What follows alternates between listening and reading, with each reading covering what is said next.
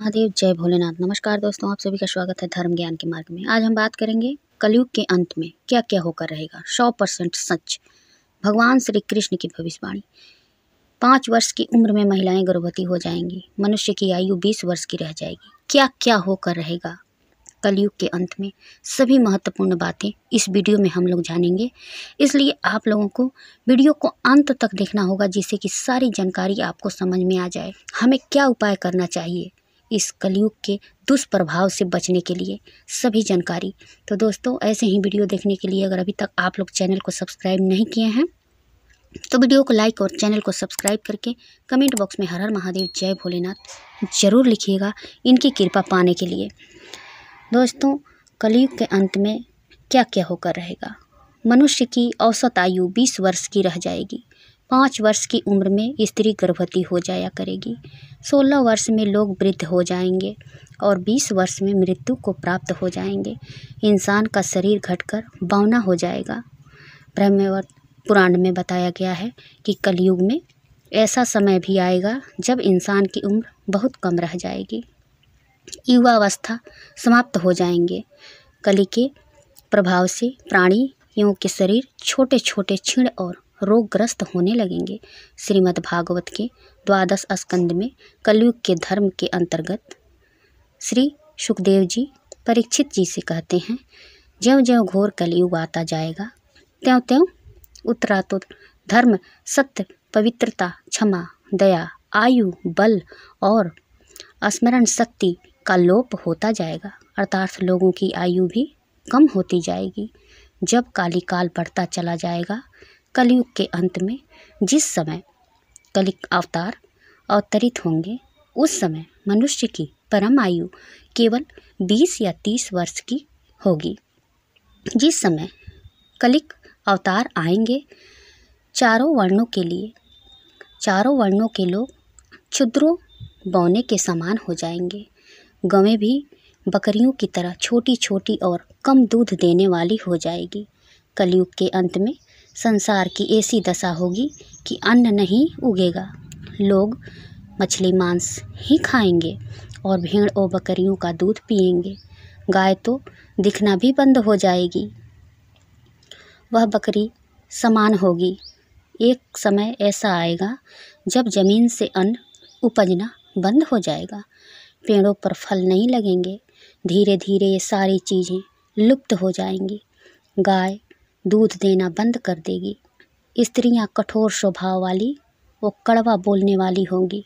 वे पति की आज्ञा नहीं मानेगी। जिसके पास धन होगा उसी के पास स्त्रियां रहेगी। मनुष्यों का स्वभाव गंधों जैसा दूसरा केवल गृहस्थी का भार ढोने वाला रह जाएगा। लोग विषी हो जाएंगे। धर्म कर्म का लोप हो जाएगा। मनुष्य जपरहित, नास्तिक और चोर हो जाएंगे। सभी एक दूसरे को लूटने में रहेंगे। कलयुग में समाज हिंसक हो जाएगा। जो लोग बलवान होंगे उनका ही राज चलेगा। मानवता नष्ट हो जाएगी। रिश्ते खत्म हो जाएंगे। एक भाई दूसरे भाई का ही शत्रु हो जाएगा। जुआ, शराब, परी स्त्री गमन और हिंसा ही धर्म होगा। पुत्र पिता और पिता पुत्र का वध करके भी उद्विग्न नहीं होंगे। अपनी प्रशंसा के लिए लोग बड़ी बड़ी बातें बनाएंगे, किंतु समाज में उनकी निंदा नहीं होगी। उस समय सारा जगत मलक्ष हो जाएगा। इसमें सस्यम नहीं, एक हाथ दूसरे हाथ को लूटेगा। कलयुग में लोग शास्त्रों से विमुख हो जाएंगे। अनैतिक साहित्य ही लोगों की पसंद हो जाएगा। बुरी बातें और बुरे शब्दों का ही व्यवहार किया जाएगा। स्त्री और पुरुष दोनों ही अधर्मी हो जाएंगी। स्त्रियां पतिव्रत धर्म का पालन करना बंद कर देगी और पुरुष भी ऐसा ही करेंगे। स्त्री और पुरुषों से संबंधित सभी वैदिक नियम विलुप्त हो जाएंगे। श्रीमद् भागवत के 12 स्कंद में कलयुग के धर्म के अंतर्गत श्री सुखदेव जी परीक्षित जी से कहते हैं, ज्यों ज्यों घोर कलयुग आता जाएगा त्यों त्यों उत्तरोत्तर धर्म, सत्य, पवित्रता, क्षमा, दया, आयु, बल और स्मरण शक्ति का लोप होता जाएगा, अर्थात लोगों की आयु भी कम होती जाएगी। जब कलिकाल बढ़ता चला जाएगा, महाप्रलय बहुत काल तक सूखा रहने के बाद कलयुग में अंतिम समय में बहुत मोटी धारा से लगातार वर्षा होगी, जिससे चारों ओर पानी ही पानी हो जाएगा। समस्त पृथ्वी पर जल हो जाएगा और प्राणियों का अंत हो जाएगा। इसके बाद एक साथ 12 सूर्य उदय होंगे और उनके तेज से पृथ्वी सूख जाएगी। कलयुग के अंत में भयंकर तूफान और भूकंप ही चला करेंगे। लोग मकानों में नहीं रहेंगे, लोग गड्ढे खोद कर रहेंगे। धरती का 3 हाथ अंश अर्थात लगभग 4.5 फुट नीचे तक धरती का उपजाऊ अंश नष्ट हो जाएगा। भूकंप आया करेंगे। महाभारत में कलयुग के अंत में प्रलय होने का जिक्र है, लेकिन यह किसी जल प्रलय से नहीं बल्कि धरती पर लगातार बढ़ रही गर्मी से होगा। महाभारत के वन पर्व में उल्लेख मिलता है कि कलयुग के अंत में सूर्य का तेज इतना बढ़ जाएगा कि 7 समुद्र और नदियां सूख जाएंगी। वर्तक नाम की अग्नि धरती को पाताल तक भस्म कर देगी। वर्षा पूरी तरह बंद हो जाएगी, सब कुछ जल जाएगा। इसके बाद फिर 12 वर्षों तक लगातार बारिश होगी, जिससे सारी धरती जलमग्न हो जाएगी। जल में फिर से जीव उत्पत्ति की शुरुआत होगी। तो बताने के लिए बहुत सारी बातें हैं, वीडियो बहुत लंबी हो जाएगी। बस आप लोग इतना समझिए कि इस कलयुग से बचने का क्या उपाय है।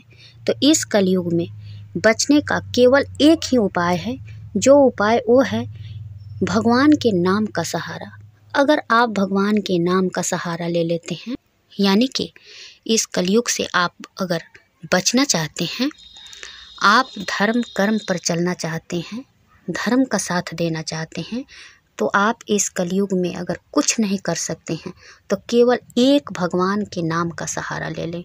बस केवल नाम, हर सांस में आप जिसको मानते हैं, आपके इष्ट देव जो भी हैं, आप जिनको मानते हैं, चाहे वो राम हो, कृष्ण हो, हनुमान हो, जिनको आप मानते हैं, बस उनका सहारा ले लीजिए।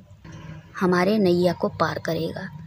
बस हमें नदी पार करने के लिए 10 नाव की ज़रूरत नहीं होती है। जब हम कोई नदी पार करने जाते हैं तो वहाँ पे हमें 10 नाव दिखते हैं, लेकिन हम एक ही नाव में बैठते हैं और एक ही नाव से हम नदी पार कर जाते हैं। इसी प्रकार से आपको इधर उधर भटकने की ज़रूरत नहीं है। आप जिन्हें भी मानते हैं, आपके इष्ट देव जो भी हैं, बस उनके नाम का आप सहारा ले लें और हर सांस में उनका नाम जपते रहें, काम करते रहें और नाम जपते रहें। बस अगर इतना ही हम सब कर लेते हैं तो इस कलयुग में हमारा कल्याण जरूर हो जाएगा। उम्मीद करती हूँ कि यह वीडियो आपको पसंद आएगी। अगर वीडियो पसंद आए तो वीडियो को लाइक और चैनल को सब्सक्राइब करके कमेंट बॉक्स में हर हर महादेव, जय भोलेनाथ जरूर लिखिएगा, इनकी कृपा पाने के लिए। फिर मिलती हूँ एक नए वीडियो के साथ, तब तक के लिए बाय, धन्यवाद।